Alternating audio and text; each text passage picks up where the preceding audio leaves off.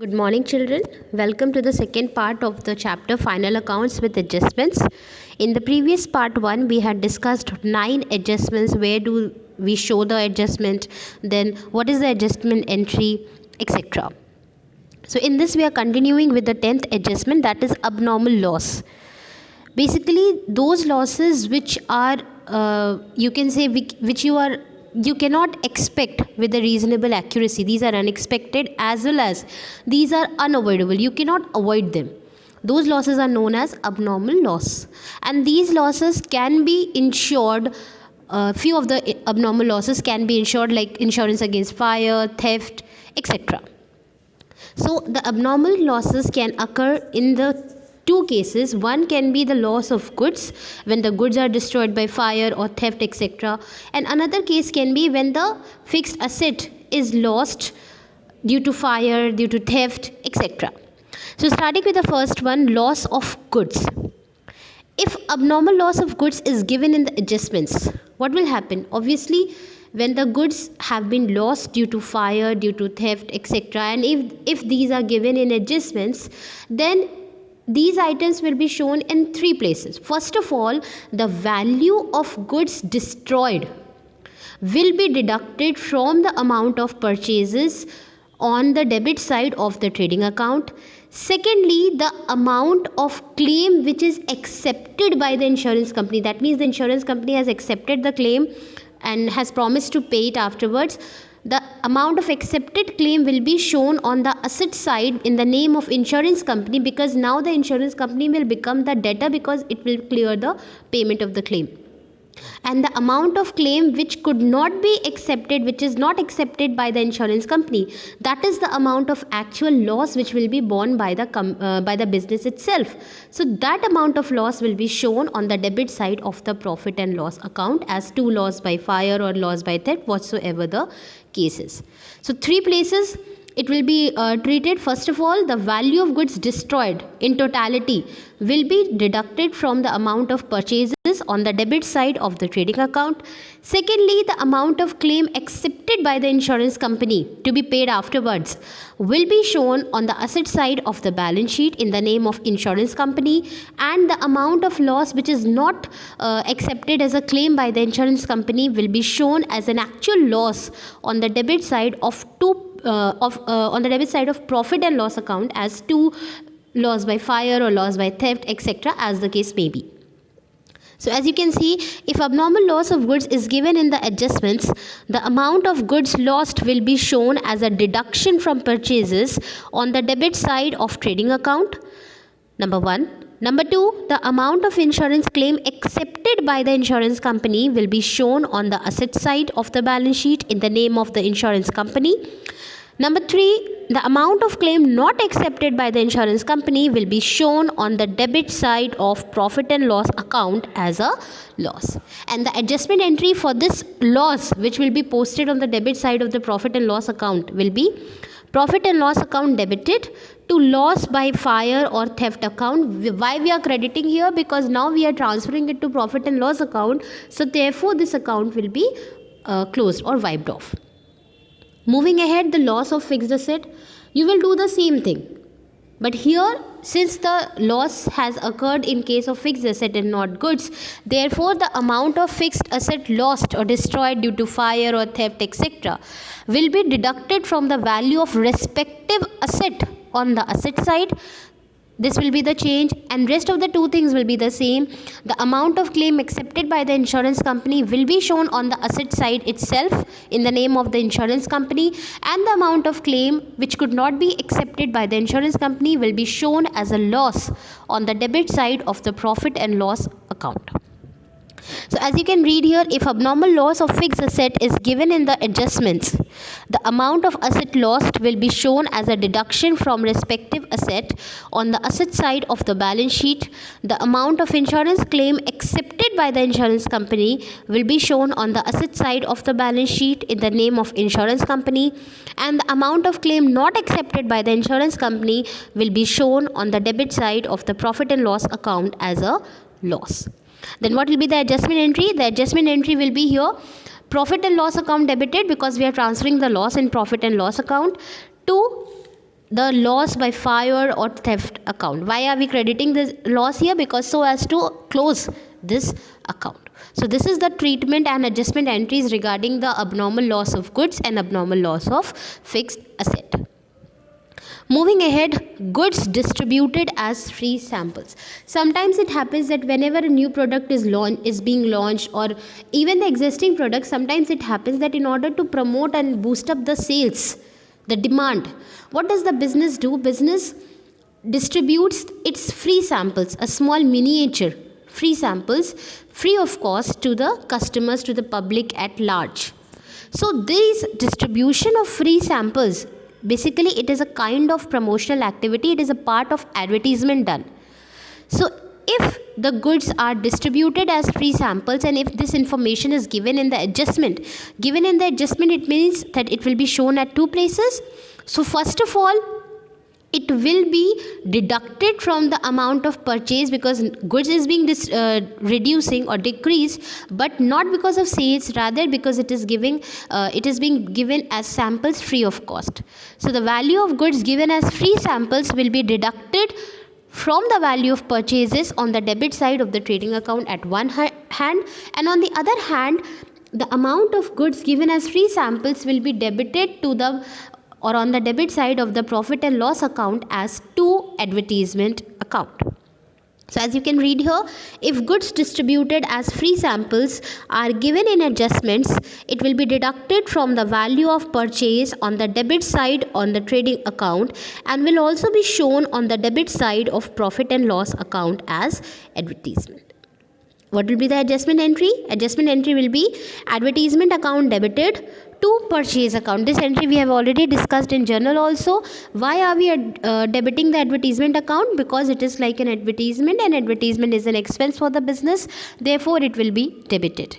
And why are we crediting purchase account? Because when we give the goods out of free, for free samples, our purchase value, the goods value will decrease, therefore we are crediting to purchase account.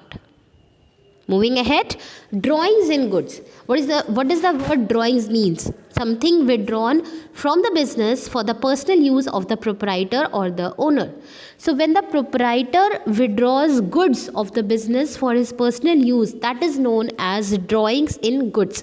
Now if drawings in goods is given in adjustments, again it will be shown at two places. First of all, these amount of goods withdrawn for personal use by the proprietor will be shown as a deduction from the amount of purchase on the debit side of the trading account. And on the other hand, it will also reduce the capital, because we know that drawings reduces capital, therefore drawings carries a debit balance. Therefore on the other hand, drawings will be deducted from the amount of capital on the liability side of the balance sheet as well. So as you can read here, if the drawings in goods is given in adjustments, it will be deducted from purchases on the debit side of trading account. At the same time, it will also be deducted from capital on the liability side of the balance sheet. And what will be the adjustment entry? The same entry which we have learnt in the chapter journal for drawings in goods, that is drawings account debited. We know that drawings carries a debit balance. Why? Because it reduces the capital. To purchase account, we will credit the purchase account, because with this drawing in goods, the quantity and the value of goods decreases, and this is not sales, therefore we cannot credit sales. We will credit purchase, because the value of purchase in the books will reduce. Moving ahead to the last adjustment of this chapter, which is there in your syllabus, children, manager's commission on net profit. Now a manager who performs the work of management or managing the things, different activities in a business, sometimes is entitled to a proportionate percentage of net profit as commission. Now this commission on net profit, there can be two cases. Either it can be before net profit, before calculating such commission, or it can be on net profit after calculating such commission. So before going into much detail regarding this, first of all, you understand the manager's commission which is given in the adjustment. We assume that these manager commission is not paid immediately in cash. Rather, these are considered to be the outstanding commission to be paid. That means these are considered to be the outstanding expense, and hence it has to be treated accordingly. So whenever the manager's commission is given in adjustment, whether it is calculated before on net profit before charging commission or after charging such commission, irrespective, if manager's commission is given in adjustment, again it will be shown at two places. First of all, it will be shown on the debit side of the profit and loss account, and secondly, it will be shown as a liability, as an outstanding manager's commission on the liability side of the balance sheet, on the assumption that it has not been paid as yet. That means yet it has to be paid. Now, as you can read here, if manager's commission is given in adjustments, on one hand it will be shown on the debit side of the profit and loss account, and on the other hand it will be shown on the liability side as an outstanding expense. Now, what will be the adjustment entry? The same adjustment entry which we have learned for the outstanding expense. So here, which expense is outstanding? Manager's commission. So what can be the entry? Commission account debited because it is an expense, to outstanding commission account because it has yet not been paid. It is a liability, and we know that liability carries a credit balance. Method of calculating the commission. As you can see, there are two methods for calculating commission. First one, on profits before charging such commission, and second one on profits after charging such commission. So on profits before charging such commission, what will be the formula? Now, whether it is on net profit before charging such commission or whether it is on net profit after charging such commission, irrespective, just irrespective. First of all, you have to calculate the amount of net profit, and how you will calculate it? You will total the debit side before calculating such commission, before posting such commission, and you will total the credit side of the profit and loss account. First of all, you will total the debit side, and second of all, you will total the credit side of the profit and loss account without balancing separately. Then you will find out the difference, that what is the amount by which the credit side is more than the debit side, as you calculated the net profit while preparing the profit and loss account in case of final accounts chapter without adjustment. You will just calculate the net profit in the similar fashion.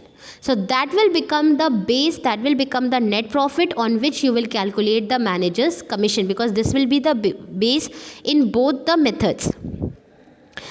Now, when you have to calculate the commission on profits before charging such commission, you will apply the formula net profit before charging manager's commission into rate upon 100, because always manager's commission will be given as a percentage.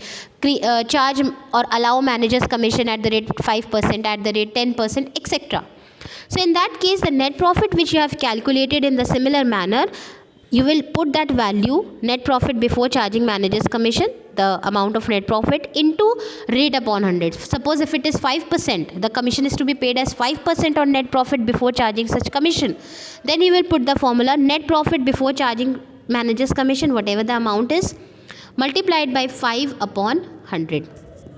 On the other hand, the second method is on profits after charging such commission. That means you have to calculate manager's commission on such net profit amount which is calculated even after paying the manager's commission, which we know that it is not possible because we do not know the amount of manager's commission.